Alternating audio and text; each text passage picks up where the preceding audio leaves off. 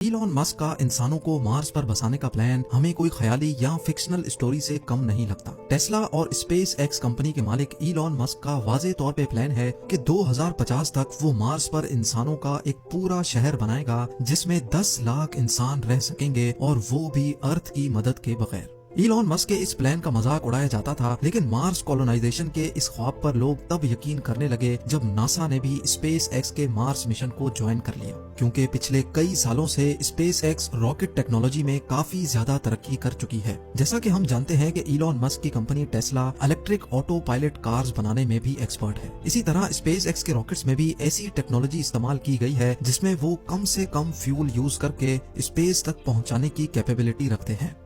Mars, जो कि अर्थ से 6 करोड़ 20 लाख किलोमीटर दूर है, वहां तक इंसानों को पहुंचाने के लिए एक खास स्टारशिप बनाई जा रही है जो इलॉन मस्क के मुताबिक टेस्ला में इस्तेमाल होने वाली बैटरीज पर ऑपरेट होगी, यानी उसमें फ्यूल कम से कम इस्तेमाल किया जाएगा।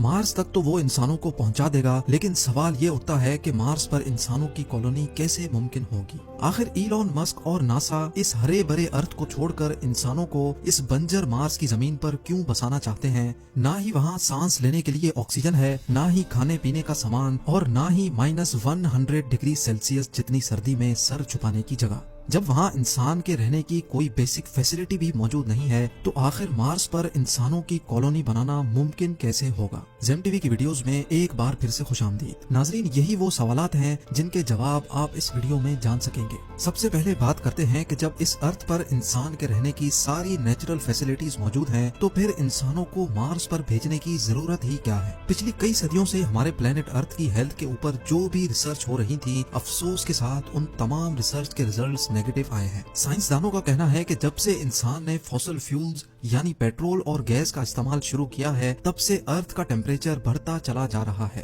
और एक वक्त ऐसा आएगा जब ये टेम्परेचर इतना ज्यादा हो जाएगा कि अर्थ पर किसी भी जानदार का रहना मुमकिन नहीं होगा। एक सर्वे के मुताबिक हर 10 सालों में अर्थ का एवरेज टेम्परेचर 0.16 डिग्री सेल्सियस जितना बढ़ रहा है। यानी जिन गर्म इलाकों में अभी इंसान बसते हैं, अगर ये सब ऐसे ही चलता रहा तो आज से 150 सालों के बाद वहाँ इंसान का रहना मुमकिन नहीं होगा। टेम्परेचर बढ़ने की वजह से ग्लेशियर्स भी धड़ाधड़ पिघल रहे हैं, जिनकी वजह से फ्लड्स, साइक्लोन्स और सुनामी का चांस भी बढ़ता जा रहा है। बात सिर्फ फ्यूल के इस्तेमाल की ही नहीं है। इस पॉल्यूशन ने हमारे अर्थ की ओजोन लेयर को भी डैमेज कर दिया है। वो ओजोन लेयर जो सूरज से निकलने वाली जानलेवा रेस से हमें बचाती है, वो भी अब आहिस्ता आहिस्ता करके डैमेज होती जा रही है। यानी एक तरफ पॉल्यूशन से पैदा होने वाली गर्मी और दूसरी तरफ खौफनाक सोलर रेडिएशंस। साइंसदानों को एक बात तो कंफर्म हो चुकी है कि एक ना एक दिन हमारा अर्थ रहने के काबिल नहीं बचेगा, और यही वजह है कि हम इंसान अपने लिए एक दूसरा घर यानी एक दूसरा प्लेनेट अभी से ढूंढ रहे हैं।